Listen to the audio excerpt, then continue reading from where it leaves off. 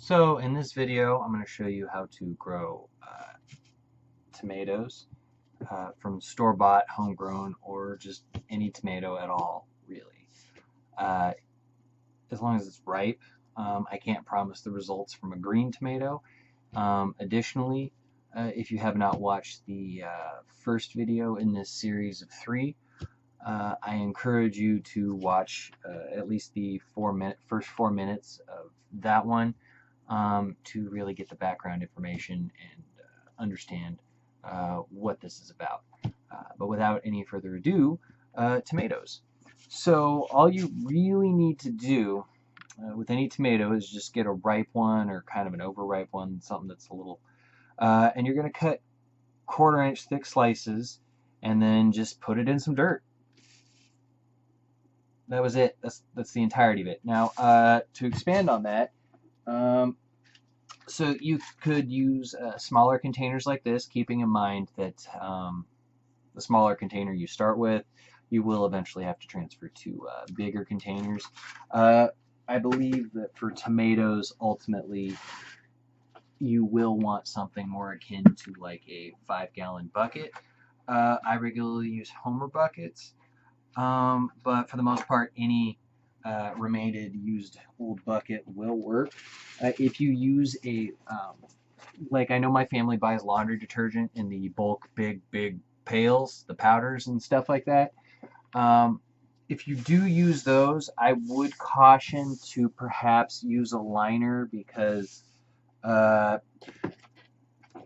plants do absorb the residual minerals and chemicals that are in the soil available to them. And unless you have really thoroughly sanitized and rinsed that container out, you may be inadvertently poisoning or getting some things in that you don't want. But whatever container you use, just make sure it's clean on the inside. Poke a few holes in the bottom of it like this.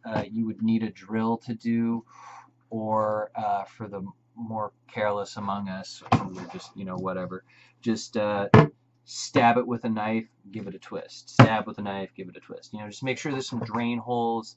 Probably not terribly too many in the bottom, but definitely probably just around the side. Making sure that there can be adequate drainage.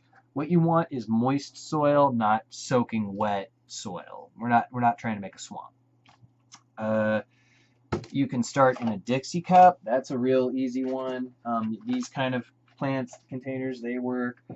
This pot, one of my personal favorites is if you use Amazon or anything like that a lot. This is actually kind of a good way to, in my opinion, dispose of the cardboard. Is to just take a small box. I'm not going to use this one because I need it to return a car part core. But so today I will just be using a Dixie cup, which I have pre-put some manure in. And for this, I just grabbed a bag of manure that I happen to have lying around. So this is just steer manure blend. You don't specifically have to use this, and any home and garden has it. And if that's if you don't want to spend money on it, just take a trash bag, really, and just go trim weeds somewhere or something. Just get a trash bag full of yard debris, weeds, food scrap waste. Not meat though. Don't put meat or animal-based products into your compost. Otherwise, you will have to do some sterilization and bake them in. Just use vegetable-based type composts or dirt that's available outside. If you take it from a public park, probably don't let them see you because I think it's illegal to dig holes in a park. But you just need some dirt of some kind. And then all you do is taking, like I have here, a Dixie cup. And I will just go ahead and slice right through that tomato. And making about a 1/4 inch thick piece, so about that thick. And then I'm just going to remove some dirt, manure, put this down, and then lightly cover it. And that's all. Add enough water periodically to keep it moist, and put it on the windowsill. In about 2 weeks, you'll start getting sprouts. If you use the cardboard box method, like I had, you can just wait till those get a little bit stronger every day, or every few days, plucking the weaker ones still.